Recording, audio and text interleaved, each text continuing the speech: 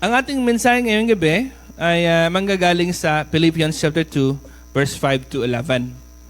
And bago natin ito puntahan, nais ko lang magbigay ng konting background kung bakit ito nangyari at bakit ito yung nagiging sulat ni Pablo dito. So he's writing it, of course, to the people of Philippi, and he is writing it from prison. Sa kulungan siya ngayon, sinulat niya ito sa kanila. So basically, the immediate context is may dalawang tao dito na nag-aaway, at dalawang babae nag-aaway sila. No? Parang hindi sila magkasundo.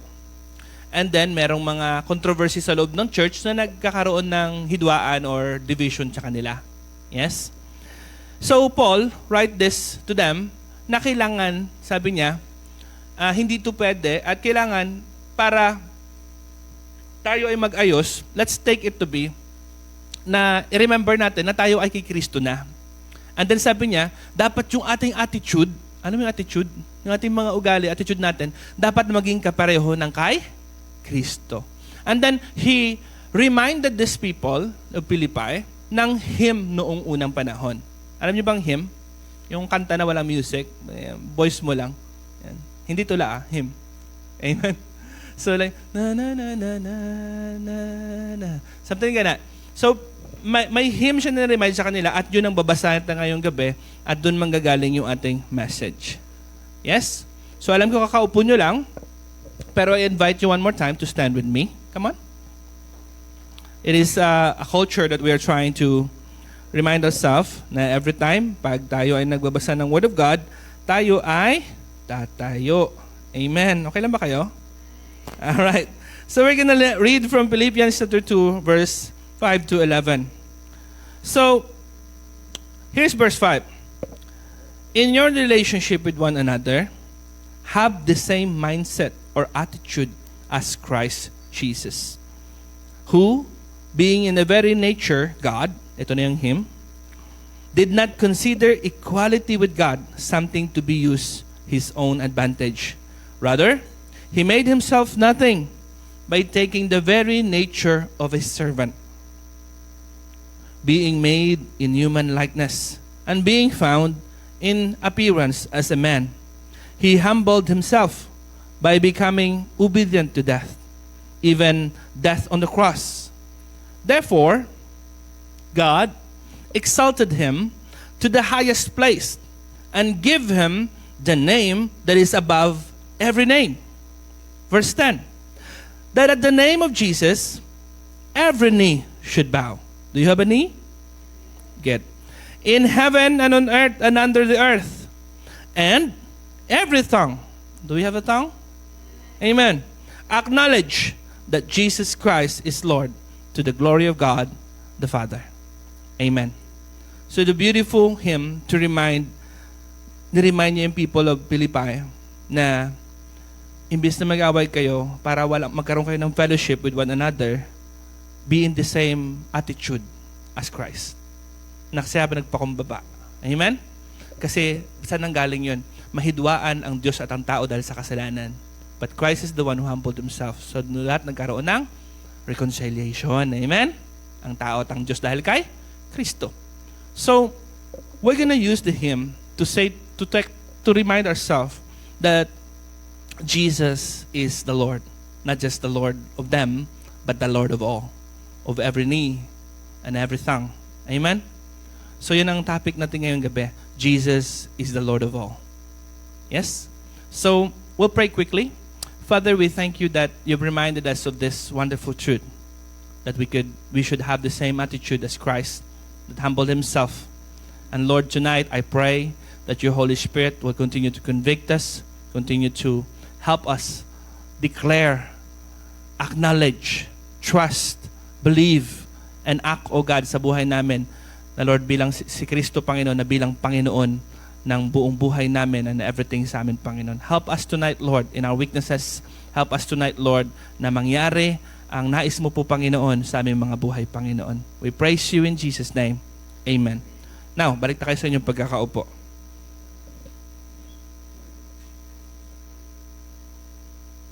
Praise the Lord. So maybe a little bit change kasi sometimes after natin ng praise and worship, we have a little bit of prayer and then we go to offering. But this Sunday, we're trying a new way Hindi naman tayo nakabound sa rules, yes? So we're trying to move from praise and worship going to, kasi may communion tayo, ano diretso sa message. Alright, are you good? Alright. So again, ang topic natin ngayong gabi is Jesus, Lord of all. Amen?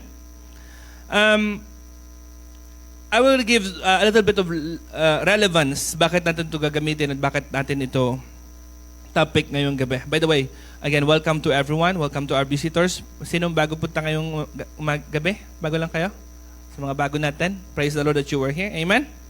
So, give a little bit of relevance. Every day, araw-araw, or bawat yugto at parte ng buhay natin, gumagawa tayo ng desisyon. Amen? May mga action tayong ginagawa, may mga steps tayong ginagawa. And sa mga ginagawa natin ito, nakikita kung sino ang pinaka-greatest o ang pinakamalaking nag-i-influensya ng ating mga naiisip, nararamdaman, mga desisyon o mga ginagawa. Amen? And sometimes, dito nakikita din ito kung sino nag-i-influensya, sino ang may say, sino talaga yung nag-carry, nagpupush, nag-i-influence, nag-i-inspire sa atin patungkol sa ating mga priority. Yes? May mga priority ba tayo? Yes, mga commitments, mga sacrifice natin na ginagawa, even our affection, love, our devotion. Dito gusto nating makita na merong nag-govern dyan. At ang tanong is that, si Jesus ba? Kasi, nakikita natin na sa panahon natin ngayon, andun yung busy ang tao. Andun yung marami tayong commitment. Andun yung marami tayong ginagawa. Amen? Andun yung meron tayong mga sacrifice. May mga priority tayo. Yes? Pero, nais nating i-remind, ni-remind sa atin ng Lord ngayong gabi, na si Jesus dapat ang greatest na nagmo-motivate, nag-i-inspire, at nagiging dahilan ng ating mga commitment, ng ating mga sacrifice, and everything we do. Amen? Because the Bible is stating to us that every knee will bow and every tongue will confess because Jesus is the Lord of all. Amen? The Lord of all. Kaya napapansin ko ito na andun yung may nangyayari at mayroon tayong ginagawa. Hindi ko kailangan debatehin kung tama ba ang rason mo o valid ba ang rason mo o valid ba ang reason natin or hindi importante o importante ang ating mga pinagagawa. What I'm trying to declare and I'm trying to state this evening is Jesus is the Lord of all. Siya dapat ang nagre-reign. Lagpas na ako. Siya dapat ang nag-govern. Amen? Sa ating mga desisyon at sa ating mga gagawin. Di ba? So I'm not trying to say, hindi importante yan. Mali yung priority mo. I'm trying to say, Jesus is the Lord. So check your priority. Check the things you do. Your action. What we are moving towards kung si Jesus ba yun. Sometimes, ang mga action nga natin, yung mga ating mga gustong gawin sa buhay because of our worries, because of our fears. Amen? Hindi because of Jesus as the Lord of our life. Amen? Now let's go to implication. This is how we will deal with our topic tonight. What does the Lordship of Jesus Christ mean? Ano ang ibig sabihin nito at anong implication nito sa ating buhay? Number 1. Okay na ba kayo? Ready na kayo? Alright. Jesus is the Lord of all. And because Jesus is the Lord of all, it means that He reigns over all. Reign. Sabi niyo reign. Nagahari. Yan. Reign. He is the Lord of all. That means He reigns over all. And in this point, we are confronting what we call the contradiction in our confession, in our faith. Wala sa inyo siguro dito magsabi na hindi ko Lord si Jesus. Amen? Kaya we're trying to deal with the contradiction. Many profess nowadays that Jesus is their Lord or as Lord, yet continue to live under the rule of their own desires, their fears, their opinions or others' opinions, and priorities. A confession of Christ without submission to His Lordship is a contradiction. You cannot say, Jesus is my Lord. You can confess that. But if Jesus doesn't reign in your decision, doesn't reign in your commitments, doesn't reign in your priority, then that's a contradiction. Amen? Currently, if I give you a few seconds to think about that, all of us have things to be busy. May mga busy tayo na mga bagay na ginagawa, may mga commitment tayo. Let me ask you, si Jesus ba ang may sabi nun? Si Jesus ba ang dahilan nun? And if not, that's what I'm trying to say. That there is a contradiction. Amen? The Bible said, why do you call me Lord, Lord? Yun ang sabi ni Jesus. And do not do what I say. What do you think? Isn't right? Si Jesus mismo nagreklamo. Why do you call me Lord? You call me Lord. But why do you call me Lord and do not do what I say? Because if He is the Lord and your Lord, means He reigns on you. You are the subject. Amen? He's the king. You are the subject. Yes? Sabi ng Bible, sa Matthew 7:21-23, not everyone who says to me, Lord, Lord, will enter the kingdom of heaven, but only, note that, only the one who does the will of my Father who is in heaven. Look at this. Many will say to me on that day, Lord, Lord, did we not prophesy in your name? And in your name drive out demons? And in your name perform many miracles? Did we not do that? Then I will tell them plainly, I never knew you. Away from me, you evildoers. Amen? It's very blatant. Walang mali sa ginawa nila. Tama naman ang ginawa nila. Maganda ang ginawa nila. Mabuti ang ginawa nila. They done miracles. They drive out demons. Diba? You drive out demons means you're a good person, right? Drive out demons. Made miracles. Prophesy in His name. But Jesus claimed, I don't know you. Well, the key to understand what is Jesus complaining and trying to state here is in verse 21. Sabi niya, but only the one who does the will of my Father who is in heaven. Because you can do many good things. The devil won't stop you to do good things. I would even say the devil would encourage you to do good things. But it will not support you to do the will of God. Amen? The will of God is not just good things. Maraming good things, di ba? From A to C, marami kang pagpipilian. Pwede mo piliin na madali sa'yo. Yung trip mo lang. Yung mas makaka-benefit sa'yo. You can even do good things that will benefit you, right? But we're not just aiming for some good things. We're aiming to do what the Lord says we should do. Amen. And that's how we imply He is the Lord of us, who reign in us. Kung siya nagsabi, then gagawin natin. Kaya sabi ko, evaluate natin yung ating mga desisyon, priority, mga hangarin sa buhay, mga dinidesire, and all of that. Dahil ba yan sa pag-ahari ni Kristo sa buhay natin? Kasi kung hindi, then we need to fix that contradiction. Amen? Hallelujah. Because Jesus reigned over all, no one has the rightful authority to rule our life except Him. Amen. Wala nang ibang may karapatan na mag-rule sa buhay mo except kay Jesus. Can you say the word rightful? And marami kasing pwedeng mag-claim pero wala silang karapatan. Yan. Mas malutong pala pag Tagalog. Sabihin natin, karapatan. Wala kang karapatan. Yan, medyo galit ba? Medyo medyong away yung dalawang magjowa. Wala kang karapatan. Yan, di ba? Right? Marami ang pwedeng mag-claim, pero si Lord lang ang may karapatan. Amen? Siya ang may tunay na karapatan, na may karapatan para mag-reign sa ating buhay. Worries can claim your heart. Yes? Fear could claim your heart.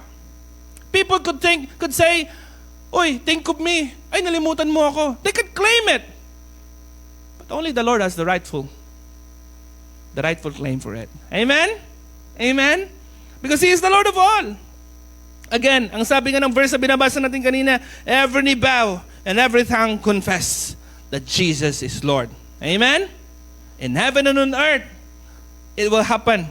Sabi ng Matthew 28:18, all authority in heaven and on earth has been given to me. Sabi na dyan, then Jesus came to them and said, all authority in heaven and on earth has been given to me. All, not some. Lahat ng authority in heaven and on earth is on me. Siya lang ang nagro-rule. Amen? I have that picture of rule. Kasi ngayon, lahat gusto maging hari. Sa panahon natin, or I would say more things that would relate to you. Everybody want to be a king, live like a king, but there's only one king who is truly king. That is Jesus, the King of Kings. Amen? Amen? So that's a good question. Is Jesus the king of your life, who rule and reign in you? Another verse. All things under the feet of Christ. Ephesians 1 verse 20 to 22. He exerted when he raised Christ from the dead and seated him at his right hand in the heavenly realm. 21. Tignan natin. For above all rule and authority, power and dominion, and every name that is invoked, not only in the present age, but also in the one to come. And God placed all things under his feet and appointed him to be head over everything for the church. God placed everything under his feet. That means Jesus reigned over everything. Amen? Sabi niya, especially, he is head over the church. Who's the church? We are the church. That's us. Da-da-da-da. Joke lang. There's a song like that.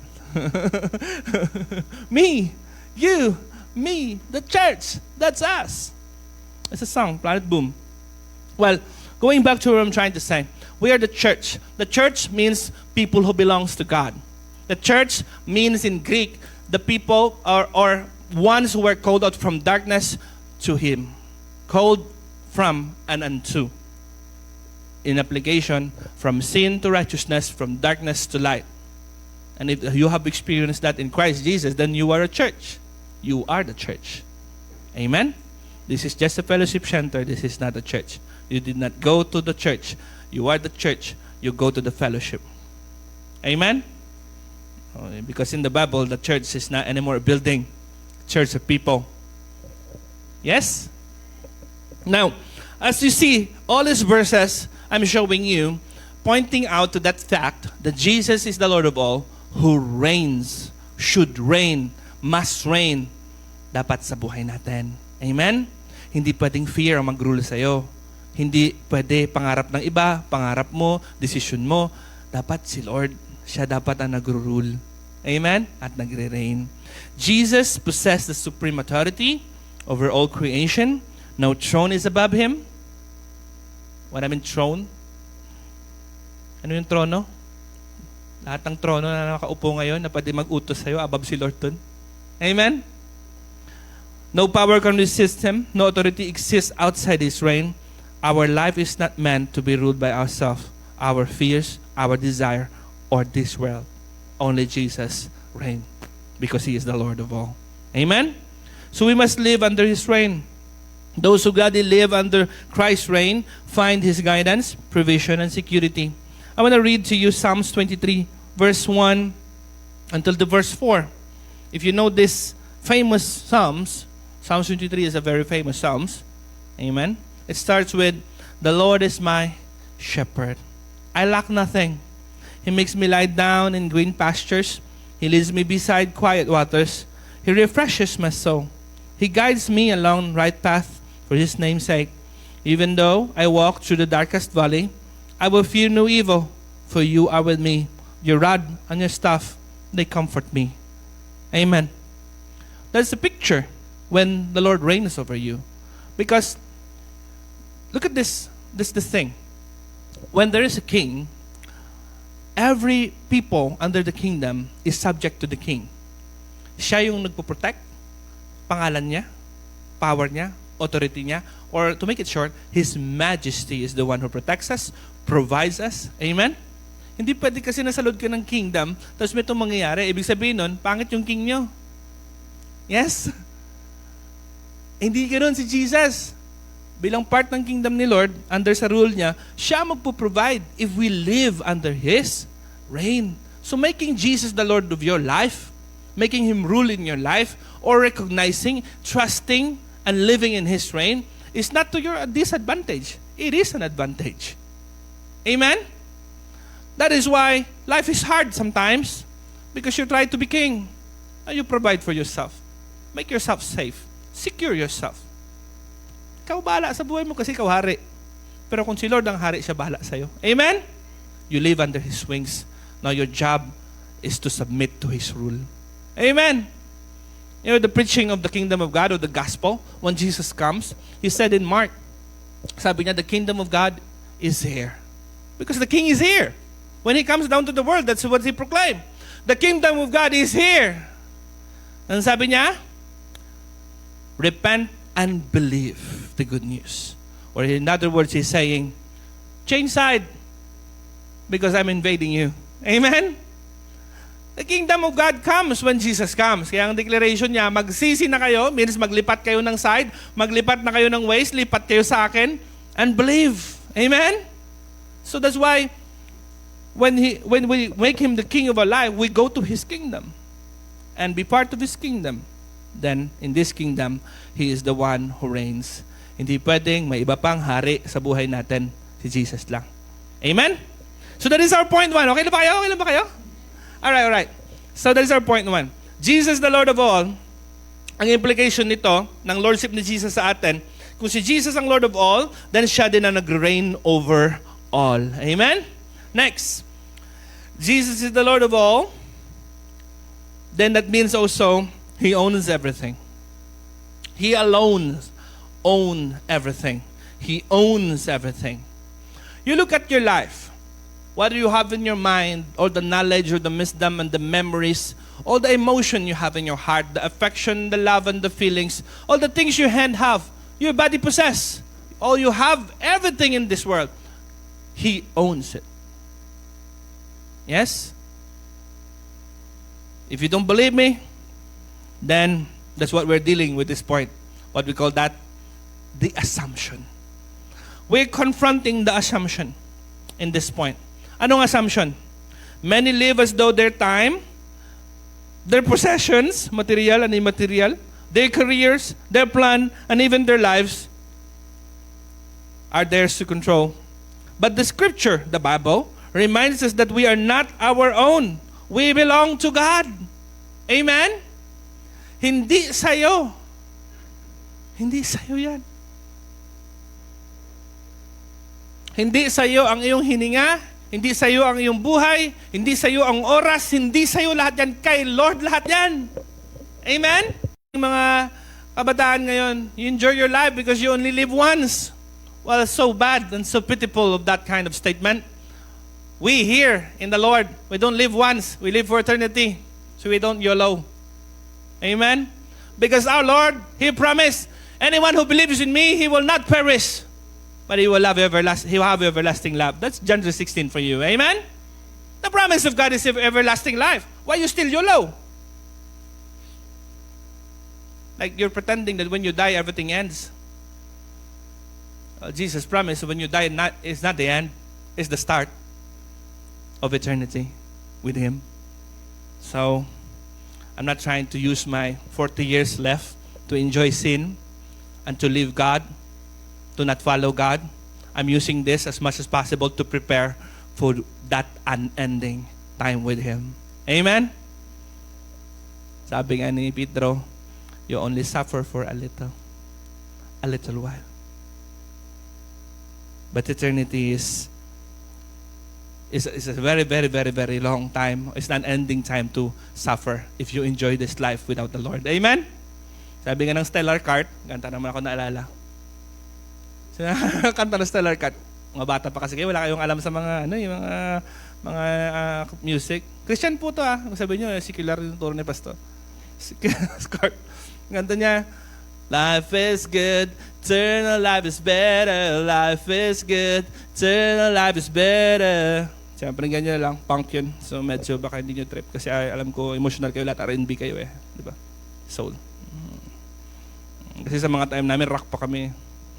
Di ba? Some of us are metal. Ngayon kasi puro na R&B. You know, time is punk. Sorry. Going back to the message. Sabi ng Bible, 1 Corinthians 6:19, you are not your own. Amen? You are bought with the price. Sabi niya, do you not know? Do you not know? Kasi parang remind niya ba? Nalimutan mo ba? Hindi mo ba alam? We believers, Do you not know that your bodies are temples of the Holy Spirit? Look at the S, it's not a wrong grammar, it's like that. The temples of the Holy Spirit, who is in you, whom you have received from God. You are not your own. You were bought at a price. Therefore, honor God with your bodies. It's not a wrong grammar, it's just, it means the whole of you. Okay? Wrong grammar kasi pag sinabi mong isang tao, tapos may bodies. Ano yun? Alien? Di ba? Iba-iba yung body. Di ba? He's trying to say, the whole you. Amen? So, ibig sabihin, yung utak mo, ang puso mo, amen? Yung katawan mo, templo ng banal na Espiritu. Kaya sabi niya, honor God with your bodies. Amen? Bakit di-honor? Kasi sabi niya, you were bought with the price.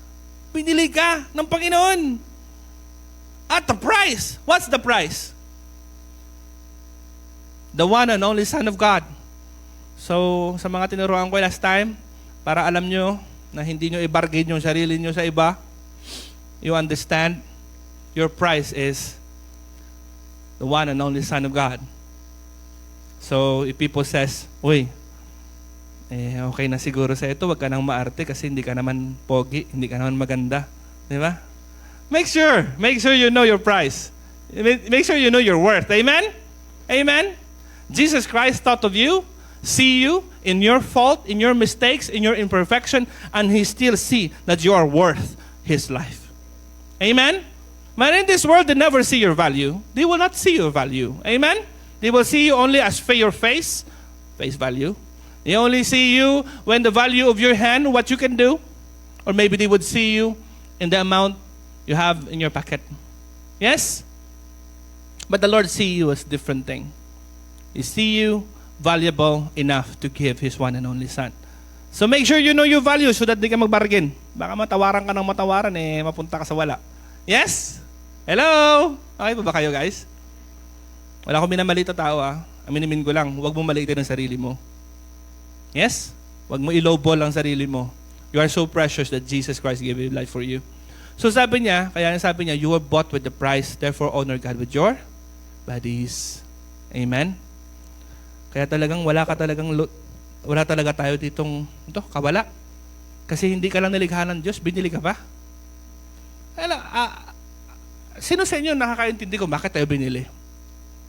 Kasi gusto ko lang puntahan to kasi baka mag-isip, bakit to binili? Hindi mo ako nagtinda.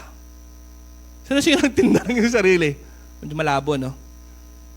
Wala po nagtinda.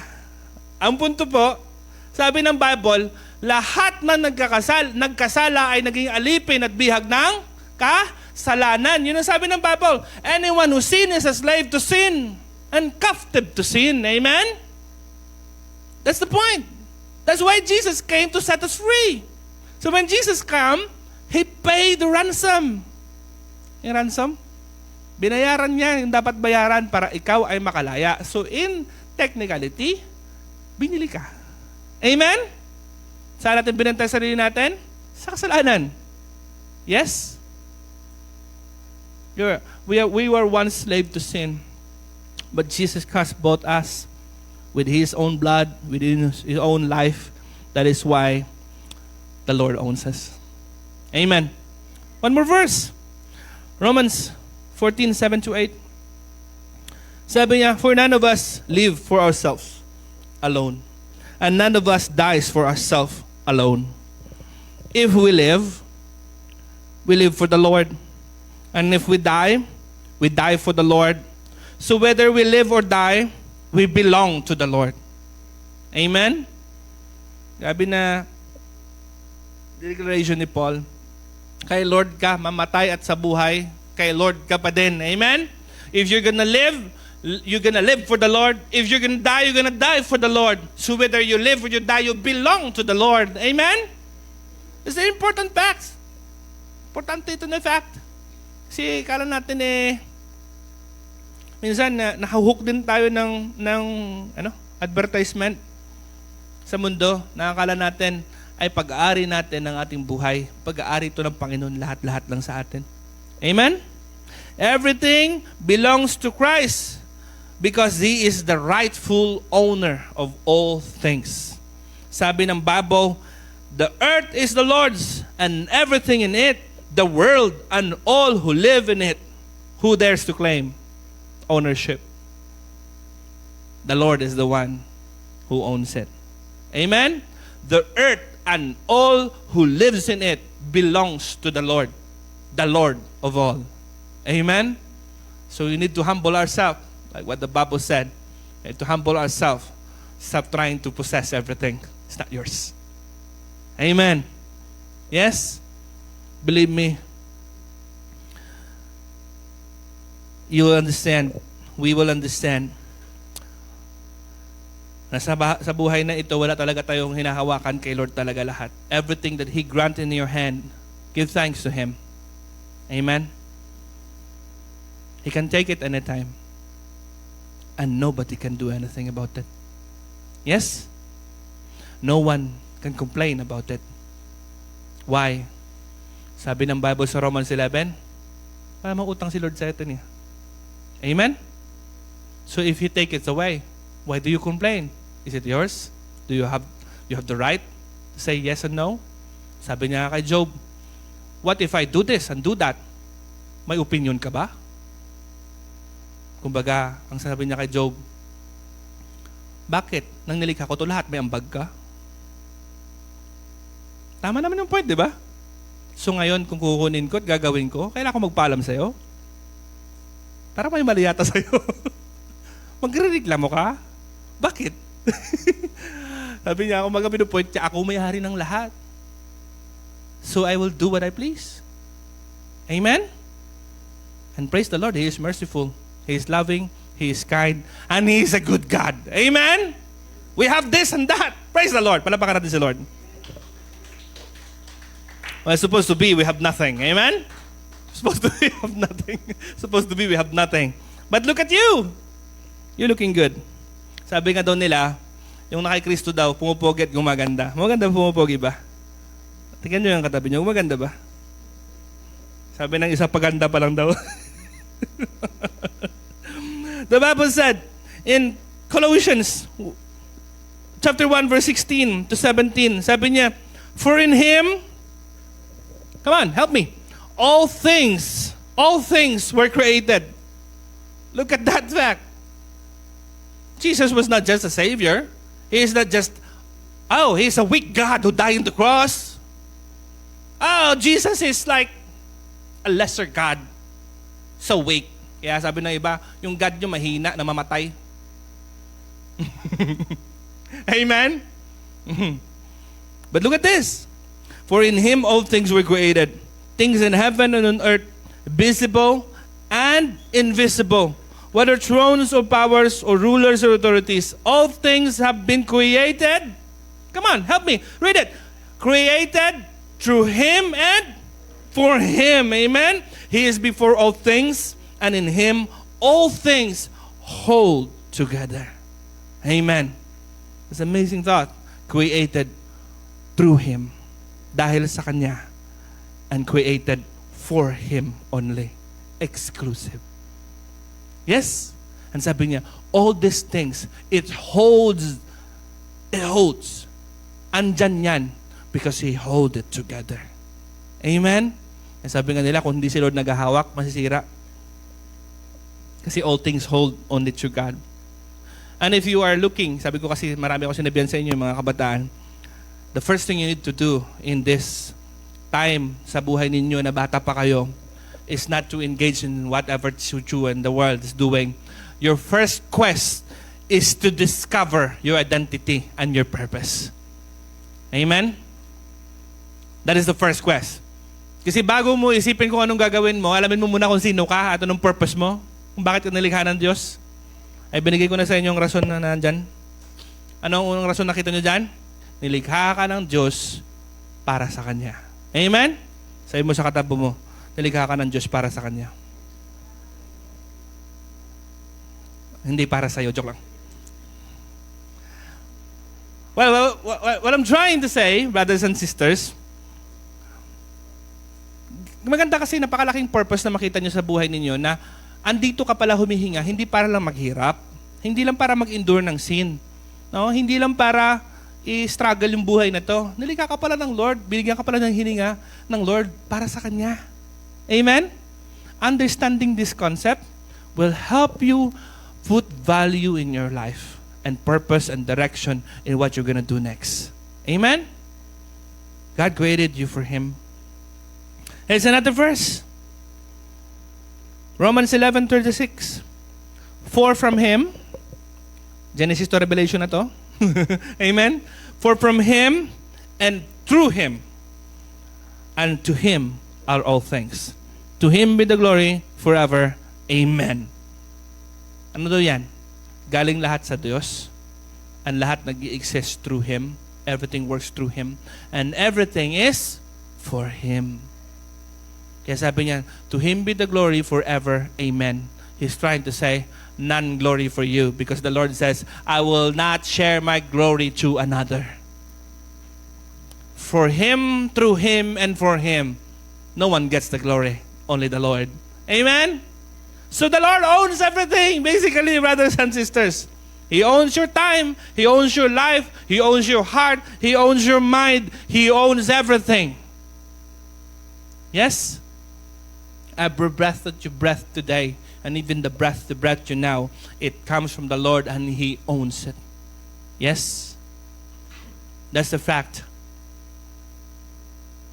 That's the fact that we cannot run away. So if Jesus is the Lord of all, that means He owns everything. So because Jesus alone owns everything, no one has the rightful claim over our lives except Him. Amen? Of our lives was never meant to be possessed by our own, but faithfully stewarded for Christ. Sabihin nyo ngayong word, stewards. Yan. Ano yung stewards? Katiwala. Amen? Katiwala. Kung si Lord ang may-ari ng lahat, so hindi mo na pwedeng pagharian kasi kay Lord nga. So ano nang tira sa atin? Anong role natin ngayon? Stewards. Katiwala ng Diyos sa lahat ng Kanyang ibinigay. Amen? So sa Bible, ang sabi doon sa Parable of Talents, kung alam niyo yun, ini-expect ng Diyos na ang mga pinagkatiwalaan ay maging matapat. Amen? Yes? Kasi sabi niya, kung sino man daw ang mapagkatiwalaan sa maliit, ay pwedeng mapagkatiwalaan sa malaki. Amen? So, if we are faithful stewards, the Lord will entrust us more. And if you have read about the story and remind yourself about the story of Parable of Talents, the Parable of Talents, you will see there that the reward for those who are faithful, sabi ng Lord sa kanya, well done, good and faithful servant, come and enjoy and share your master's happiness. Diba, ang ganda ng reward yun? So, makita nyo, itong concept na ito na gusto kong i-share sa atin yung stewardship. Look at this picture. May mga bagay na panagkatiwala sa atin si Lord. Amen? Yes. Kasi sabi ko nga, lahat ng meron sa'yo, kay Lord yan. So, ibig sabihin, pinagkakatiwala sa'yo ng Lord. Here's a good statement, but it's not entirely true. Dapat maging matapat tayo sa pinagkatiwala ng Lord. That's agreeable. There's nothing ultimately wrong with the statement, but I tell you, it's ultimately wrong when we cut that short. Hanggang doon lang siya. Listen. Ulitin ko ulit. Dapat maging matapat tayo sa pinagkatiwala ng Lord. Alam niyo kung ano mali doon? Yun mismo. Mali yun. Bakit mali yun? Kasi minsan sobrang tapat natin sa pinagkatiwala ng Lord, hindi na tayo naging tapat sa nagtiwala sa atin. Amen? Oo, naubos na yung time mo sa pinagkatiwala sa'yo. Hindi mo na nanisip si Lord. Kasi maging matapat ka sa pinagkatiwala sa'yo. Nag-pray ka ng trabaho, binigyan ka. Wala ka na ng oras kay Lord. Lord, kasi may trabaho ko, kailangan ko maging matapat sa trabaho. Di patay. Amen. You're a faithful steward of what God entrusted to you. But you become unfaithful to the one who entrusted you. Amen? That's wrong. Do you agree? There's a big picture na itong nangyayari sa panahon natin ngayon. Nag-pray ka ng ganito. Good thing. God gave it to you. God granted it to you. He made you stewards of it. Kasi lang doon ka na naging faithful sa pinagkatiwala ng Lord. hindi sa nagtiwala sa'yo. It is ultimately, dapat una, maging matapat tayo sa nagtiwala sa atin, kaya tayo nagtatapat sa pinagkatiwala sa atin. Amen? Huwag din yung putulin at huwag ang maging sentro, maging matapat sa pinagkatiwala sa'yo. GG yun. Patay talaga tayo dyan. Kaya sabi nga ng iba, pag na-bless daw ang isang tao, nawawala sa church. Kasi na-bless na eh. Amen. Ganun ba yun? So kayo, hindi pa kayo nabe-bless? Dito pa kayo eh. Guys, I'm not judging. I'm just trying to make a hilarious joke about it. And sometimes, ganun nangyayari, no? At siguro, I would say, the Lord is good, and He is faithful, but He is also full of wisdom. That sometimes, we see many things in our life. Madami tayong pinag-pray, hindi masama, pero ayaw pang ibigay ng Lord kasi baka mamaya mas maging faithful ka dun. Yes? What do you think? Nauna ko nang inihingi mo kay Lord, sobrang halaga. Naku, papahalagahan mo talaga. Yun na, hindi na si Lord. Patay. Ingat mga kapatid. Amen? Now, live under His ownership. Because those who recognize the ownership of Christ, na siya yung rightful owner ng lahat ng bagay na ito, na siya yung Lord over all, nagsisik ng kingdom niya, makakapagtiwala na si Lord ay mag-provide sa lahat ng ating mga kailangan. Wala tayong kakatakot kung si Lord ang nag-own ng everything. Of course, si Lord ang mag-provide for everything. The Bible says like this, Matthew 6:31. You know this, right? So do not worry, saying, what shall we eat, or what shall we drink, or what shall we wear? For the pagans means those people who doesn't believe God, people who doesn't have God, run after all these things. And your heavenly Father, look at Jesus referring to God as our Father, knows that you need them. Anong sabi niya na quality ng Lord na in-emphasize siya dito? Alam ng Diyos ang iyong kailangan. Amen? But seek first His kingdom and His righteousness, and all these things will be given to you as well. Yes? Now, I was walking about this story. Kwento ko to kayo ng umaga, no? About kay Pedro. Kasi last time natin ito na sermon. Last Sunday, we talked about Peter in John na nangisda. Yes? Nangisda. Now, di ba, si Pedro, nabuhay si Kristo, pero si Pedro, pinili niya mangisda, bumalik sa dating buhay. By the way, bago si Pedro naging disipulo, ay mangingisda po siya. Paano po siya tinawag ng Lord? Basically, nangingisda po sila. Wala po sila nahuli buong gabi, pero sabi ng Lord, tapon niyo ulit yung lambat yung sa kabilang side, ang dami nila nahuli. Tapos nang dumating na sila sa dalampisigan, sabi niya ng Lord sa kanila, kay Pedro, na come follow me, I will make you fishers of men. So, naging disciple si Peter. But after Jesus died, dininay ni Peter si Jesus 3 times. Nahiya siya kay Jesus. Na-resurrect si Jesus, nako, sabi niya, hindi na ako karapat dapat mag-serve kay Jesus, mangisda na lang ulit ako. So nangisda siya, sumama ang ibang disipulo. Ngayon na naman ang senaryo, buong gabi sila nangisda, wala silang nahuli. Tapos nang paahon na sila, sumigaw itong tao sa gilid ng dapisigan, ibaba niyo ulit lambat niyo. So nang bumaba yung lambat nila, ang dami nila nakuha. Ang lalaki mga isda, hindi dilis ha, malalaki talaga. Sobrang lalaki. Kasi baka sabi mo, marami din naman ng dilis, di ba? Pero hindi, may number pa nakalagay doon. Nalimutan ko na 100 something plus na malalaking isda na hindi na yung net nila. Alam mo yun, nang binatak nila at sobrang daming isda, si Pedro, napagtanto niya. It's the Lord! Sabi niya ganun. Anong ginawa ni Pedro? Tumalon sa bangka. Nag-swimming, papunta doon sa, sa gilid ng dalampisigan. Pagdating niya doon, nandun si Jesus nakaupo. Alam mo ginagawa ng Jesus? Nag-iihaw ng isda. Sabi ni Jesus, upo ka dyan, kain. Pagkwentuhan sila, dumating yung mga disciple, yung mga naiwan sa bangka, bit nila yung mga isda nilang nahuli. What I'm trying to emphasize to you in the story is sometimes we think na kung ibibigay natin sa Lord ang lahat, mawawalan tayo. Malulugi tayo kasi binigay natin lahat kay Lord. Yes? You see, the picture of the story, iniwan ni Pedro, hinanap niya buong gabi yun ah. Hinabol na yun. Chinase niya buong gabi yung mga isdang yun.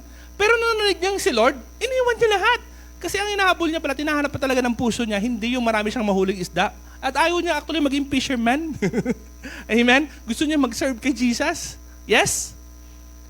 At saka andun na siya sa tabi ni Jesus, yung isda na hinahabol, naluto na, kakainin na lang, prepared na pala sa kanya. Galing na mag-provide ng Lord, ano? At akala niya wala na yung isda, di ba? Pero ano pala, sumusunod lang sa kanya, kasi dinala din naman ng mga disciple. Totoo ang sabi sa Psalms 23, kapag si Lord ang shepherd natin, His goodness will follow me all the days of my life. Amen? Yung goodness, hindi mo sinechase. It will follow you. Amen? Ganun po si Lord kapag siya yung nag-own sa buhay natin. Hindi po tayo talo kapag tayo naintindihan natin na si Lord ang owner at naging matapat tayo sa Panginoon. Amen? Hindi po ito kalugian. Hindi po tayo matatalo. Wala pa ako nakitang natalo sa pagbigay ng buhay niya kay Kristo. Amen? So give your life to Lord. Seek His kingdom first. His righteousness. These things is not meant to be pursued. Yung kinakain, yung mga bagay na yan, normally, or I would use the word, consequently, as you follow the Lord, it will be provided for you. I don't mean na wala kang gagawing trabaho. I just mean, continue to priority si Lord, yung kingdom niya, yung righteousness niya, as you work, go to school, do your business, do everything, priority si Lord. Amen? Unahin mo si Lord. And all these things, consequently, darating lang sa buhay mo. You're not living it. You're not just chasing it. Amen? Palapakan natin si Lord. Come on. Now, the last point, kasi meron pa tayong challenge at meron pa tayong offering. Kasi baka nalimutan nila mamaya, sabihin, magalit sa akin si Shaina, "Oy, Pastor, grabe ka naman, di ka nagpa-offering. Pabayaran pa naman akong tubig." Hindi, mamaya. Si Lord, sabi ang title natin, the Lord is the Lord of all, Jesus is the Lord of all. So pangatlong implication, if Jesus is the Lord of all, then also, this is important, He alone deserves all worship. All worship. Sino sa inyo ang nakakaalam na lahat ng ating ginagawa sa buhay na ito is worship? Yes, it's worship. Worship, to make it short in definition, is a response. Response is a response. You see something awesome, you say, "Wow, that's worship." Yes? Kung meron kang katakutan and you get shout, that's a response. It could be an action of worship. Kaya nga ang question lang is, if we are worshiping, then sino yung wino-worship natin? If we are worshiping in everything, then who is getting worship? Amen? Kaya, importante na makita natin to. So, sa punto na ito, kakonfront naman natin ang misplaced worship. Sabi nyo nga, misplaced. Yun, mga worship na dapat kay Lord, napunta sa iba. Amen? Dapat kay Lord yun eh. Kasi siya lang alone na nag-deserve ng all worship natin. Amen? Hallelujah. Wala naman ang mas iba pa na dapat respondan natin sa buhay natin because no one is greater than God. Amen? Isipin mo yun, every second of your life is doing everything. Everything you breathe and everything, the reason why you exist and is alive, you're opening your eyes, you have your ears, you have your nose, nakakasmell ka pa, nakakatayo ka pa, lahat ng rason na yun, si Lord ang dahilan nun. So why are we responding to the things of the world? Why sometimes focus pa tayo sa jablo? Yan, sabi ko iba, mga Christian, masyado ang prayer na, puro devil na eh. Mas aware sila sa devil, mas aware sila kay Lord. Yung prayer na mas marami, kalahati talaga ng prayer, ni-rebuke yung devil. Kaya dapat yung prayer natin maging about sa kay Lord. Amen? Amen? I'm not saying that we should not pray, lead us not to temptation, but it should be not about the devil, it's about the Lord. So many worship Christ with their lips, where their lives, look at that, lives revolve around something else. Come on, I want you to understand this. Whatever receives our highest love, trust, devotion, and pursuit has become the object of our worship. Ang kaso dito natin mga kapatid is idolatry. Ano idolatry? Magsamba sa ibang Diyos. Natin pinag-uusapan ng rebulto lang. Hindi lang rebulto ha. Ang pinag-uusapan natin. Pinag-uusapan din natin minsan yung ating pangarap, yung priorities natin. Kasi doon napunta yung ating pursuit, yung ating highest affection, yung ating attention. Mas mataas pa yung glory niya kay Lord. Mas napawaw ka pa doon kasi sa ginawa ng Lord sa'yo. Gumising ka pag umaga, normal. Tama? Hello? May nangyari doon sa Facebook. Nagpalakpak ka, nag-comment ka doon. Yes? Nagas mo yan? Nagas natin yan? Mas aware tayo na i-recognize at respondan ng mga nangyayaring material sa mundong ito kasi sa ginagawa ng Diyos na kung wala yun, actually patay tayo. Amen? Misplaced worship. Sabi ng Bible, worship belongs to God alone. Jesus reminded Satan about this. Kasi tinamp ni Satanas si Jesus na sambahin daw siya. Sabi ni Jesus, away from me, Satan, for it is written, worship the Lord your God and serve Him only. Just to note to you and to every one of you, only Satan, no, si Satanas, ang promotor na sambahin ng hindi si Lord. Promotor yan siya. Ang gusto ni Satanas, sambahin natin, hindi si Lord. Iba ang sambahin natin. Promotor na idolatry itong Satanas na to eh. Di ba? And every time na makinsin nyo sa sarili nyo na hindi na si Lord ang highest priority, hindi na siya ang highest affection, hindi na siya ang pinapatukuyan ng lahat ng meron sa buhay mo, then there's an issue with it. It is a misplaced worship. Again, Jesus is Lord of all. He alone deserves all worship. Sabi ng Romans 1:25, do not worship the Creator, the creation, only the Creator. They exchange, these people, binasan ito ng Friday, sabi ni Paul dyan, mga wais to mga tao na to, wise sila, nakapag-aral sila. Pero sabi niya dyan, they exchange the truth of God for a lie. That is called stupid. Yes? Sabi niya, and serve created things rather than the Creator, who is forever praised. Amen. That's blatantly wrong. Nilikha lang Diyos yun yung sinamba mo. Hindi yung luglikha. Amen? Dapat mo manakita kayong maganda. Ang sabihin nyo, hindi yung ganon. Sabi nyo, ay, ang ganda niya. Hindi ganon. What a beautiful creation ka mo. Totoo naman ah. I'm just kidding. Just making you laugh. But it's true. Right? Huwag mo lang purihin yung creation. Purihin mo ang Creator. Amen? Galing ng Lord lumikha. Oh. Tita mo, what a beautiful creation.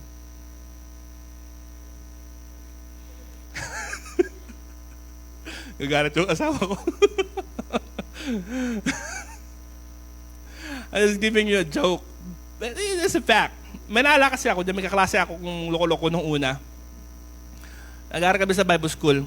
Napagka-loko-loko siya, sabi niya, lakad siya sa mall. Sabi ko, huy, ba't tinitignan mo lahat yung nakikisalubok mo? Sabi niya, bro, na-appreciate ko lang yung creation ni Lord. Bawat siya maglakad, sabi niya, what a beautiful creation. Sabi niya, loko-loko tao. Doon ko nakuha yun, what a beautiful creation. May point naman siya, pero medyo iba yung minimin niya. Okay? Kung gusto mo lang purihin sila. So, again, we're going back to the verse. Worship the Creator, not the creation. Amen? What is your greatest fear? To lose the creation? Or to lose the Creator? A good question, right? Many of the things you are working your whole body, your whole strength, na buong pagod mo, pinagtrabahuan. Who did you did it for? For the creation. Amen? Not for the Creator. Let me ask you one thing. Have you ever in this lifetime, nagawa mo na ba na buong araw kang napagod, naubos na yung hininga mo, yung lakas mo, bagsak kapag uwi mo sa bahay, hindi ka na makabangon sa sobrang pagod dahil buong araw binigay mo kay Lord? May nangyari na ba sa inyong ganon? Pero marami na tayong ginawa na buong araw pagod ka, pag sa bahay mo, uwi ka, pagod na pagod, wala ka nang ilakas, hindi ka na nakapag-toothbrush, hindi ka na nakapag-shower sa pagod.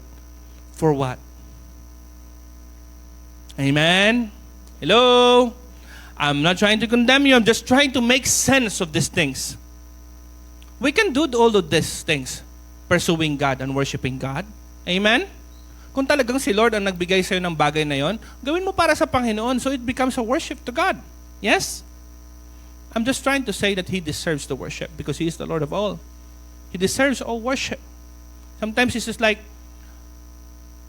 sad or bad thing to think about it. Naisipin mo yun.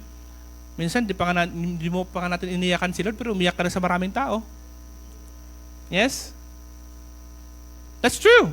Nowadays, iba sa inyo, hindi pa umabot ng 20, ilang heartbreak na nangyari sa'yo. Yes? While si Jesus, hindi minibreak yung heart mo. Di ba? Yes? And the sad part is that we adore so much the love of people for us, of such person for us, but we think the love of Jesus is less exciting. It's sad. He deserves the worship. Amen? It is His. Sabi ng verse natin kanina, Jesus alone deserves all worship because of who He is. Yan nga sabi doon, at the name of Jesus, every knee will bow and every tongue will confess. Look at this picture in Revelation of all creation that worship the Lamb. The Lamb means, ang Lamb po ay isang picture ni Jesus. Sa verse 11, sabi niya, then I look. By the way, this is Revelation, means the picture of what's to come. Then I look and heard the voice of many angels. Mat nyo numbering thousands upon thousands and 10,000 times 10,000. It's more than a million, I think. Yes? I'm not good in math, but it's parang 10 raised to power of 10. They encircle the throne and the living creatures and the elders. Verse 12. In a loud voice, they were saying, worthy is the Lamb who was slain to receive power and wealth and wisdom and strength and honor and glory and praise. Then I heard every creature in heaven and on earth and under the earth and on the sea and all that is in them saying, to Him who sits on the throne and to the Lamb be praise and honor and glory and power forever and ever. Amen. Nakikita natin yan. All creation give worship to the Lamb, to Jesus Christ, the Lord of all. This is the end of all things. All of these things will come to this end. Kaya sabi ko, pag na-save tayo, ito po yung excitement, mag-join tayo dito sa crowd na to. Yes? One day too soon. Because kahit 50 years yan, malapit pa rin yan. Yes? Saglit lang yan. One day too soon, we will get there and we will join this picture, worshiping the Lamb. Kaya nga sabi nila, mag-practice ka na ngayon pa lang. Kasi baka pagdating mo sa langit, maboring ka talaga. At pag doon, baka sabihin mo sa likod ka na naman. Di ba? Pag doon sa langit, sabihin mo, napagod na ako. Ay, forever po tayong gagawa nito. Kaya ngayon pa lang, sakto nyo sa puso nyo. Sabi nila, sa langit daw, walang beer, patay ka doon. Talagang talaga, GG talaga doon. Kasi wala yun eh. Yes? Ang meron lang doon is Jesus Christ, the King of Kings and Lord of Lords. Amen? You ask Him, even today, to help you, to help us, to help our hearts, to be pleased, to be joyful, to have pleasure in giving Him honor and glory. Amen? Hallelujah. Sino sa inyo ang natutuwa kapag pinupuri nyo ang mga taong gumawa sa inyo ng mga ganda? Yung mga taong mahal natin sa buhay. Di ba? It's good to... And, hindi lang na sila ma-feel good. We also feel good na sabihin sa kanila, I thank you for what you did to me. Yes? Masaya din tayo sabihin yun, di ba? Kaya kailangan natin makita to na actually joy ng soul natin, ng heart natin, no, na i-worship ang Creator. Actually, if you allow yourself, the Holy Spirit will teach you. He will guide you. At makikita nyo, ito pala yung missing part sa buhay natin. Ito yung void. Ito yung hindi mo ma-explain na kulang. Kahit meron ka nito at meron ka niyan, na akala mo dati, yun ang kulang mo. Tapos kukunin mo siya. I watched a video the other day. It's called The Illusion of Happiness. And you can search it. The Illusion of Happiness. People chase happiness But when they get it, it's not there. Oh, there's another advertisement. Happiness again. Get there. It's like, oh no, ako, kailangan ko ng soft drink. So, uminom ka, uhaw ka pa din. Amen? Okay. Nakikita niyo po, illusion of happiness in the world. Because actually, what our soul needs, yes, is not these things. Our soul need to return to the purpose. The purpose of giving the worship to God. Amen? Dare you, try it. Give everything you have. Surrender your heart to the Lord. Allow Him to work in you and guide you. Just say to Him, Lord, I want to worship you. Help me. Worship you in spirit and in truth. With all I am. You'll find to yourself, wow, I cannot explain, I don't know, but I'm happy. I'm fulfilled. I'm joyful. That's not doctrine. That is reality. That is experience. Amen? Because that is how the Lord works. Sabi ko nga, ginawa ka ng Diyos para sa Kanya. Amen? That's why when your soul connect back to the purpose of what God made you for, then you are fulfilled. Amen? You're fulfilled because you finally did what you're meant to do this whole time. Amen? Many of us was not created to the careers in this world. Yes? Many of us was not created to be math geniuses, science geniuses. But all of us is surely created to worship God. Amen? That's why God gave you a heart, a mind. Amen? A soul. He give you a mouth. He give you a body so that you can use it to worship Him. Amen? Hallelujah. Jesus alone deserves our worship because He is the Lord. No one, nothing is worthy to receive this worship except Him, because all worship belongs to Him alone. And the only fitting response to Christ's supreme worth, ultimate worth, is the worship of our entire life. Worship of our entire life. The Bible used the word living sacrifice. Sabihin nyo nga, living sacrifice. Yan. Entire lives. Because the Bible stated to us that the time of sacrifice ng dating nag-aalay pa ng mga hayop para ma-please si Lord is done. It's finished. Because Jesus have sacrificed Himself once and for all.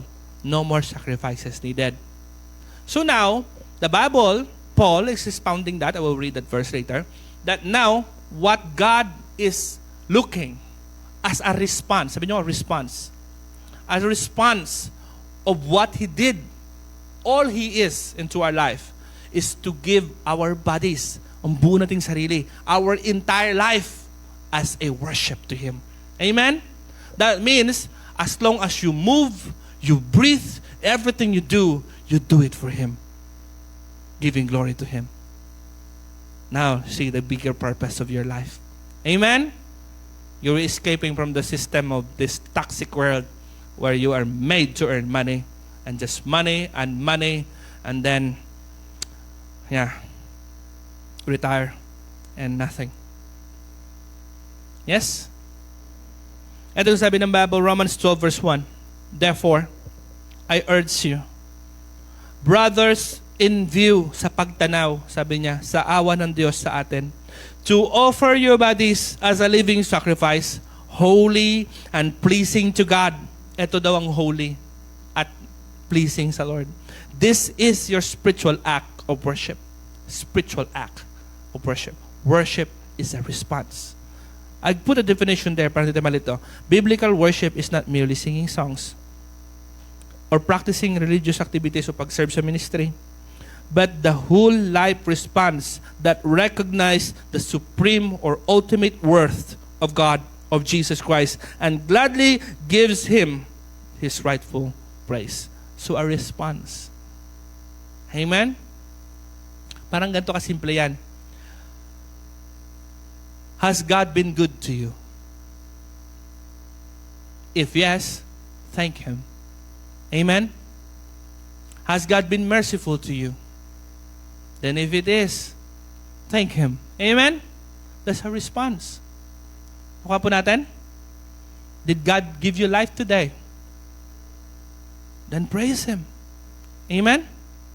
And you will see, your soul will get satisfied.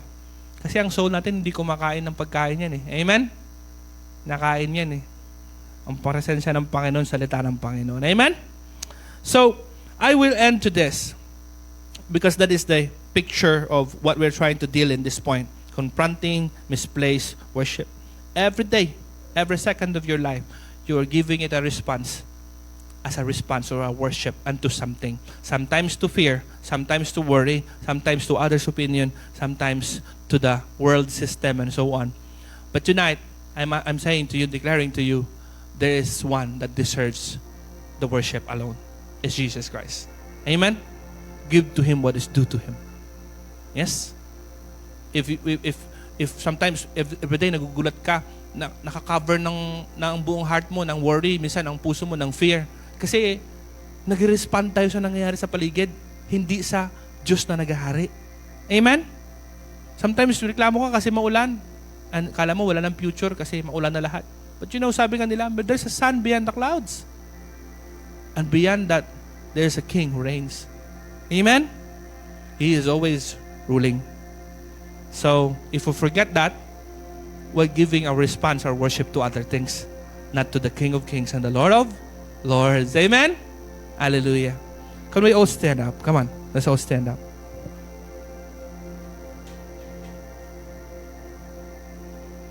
We're gonna sing this song we were singing kanina. Worthy is the Lamb. You know the song? Antayin kanina, worthy is the Lamb. Worthy is the Lord.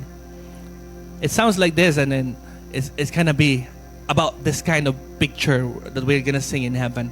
We're gonna sing, worthy is the Lord Jesus Christ to be worshipped. Amen? Before we sing, I want you to bow your head. Come on, just bow your head and close your eyes. Just commit right now to allow the Lord to worship, allow the Lord to help you, allow the Holy Spirit to help you. We're not pretending we are expert in worship, but because the Bible said in John chapter 4, the Father is looking for people that will worship Him in spirit and in truth. So worship is not about an idea. It's not an information. Worship is about the truth of the Lord, and it's about the Spirit of God. Amen? So the Spirit is here, and He is our help. He helps you. He helps you and me in our weaknesses, the things we cannot do. So as we start, we're going to sing this song, and then we will pray. Amen? So allow Him to help you. Help you open your mouth. Help you sing with all your heart. Help you think about Him. Allow the Holy Spirit to do that. Hallelujah. Let your soul be refreshed in adoring and worshiping the Lamb, the Lord that is worthy of all worship. Hallelujah.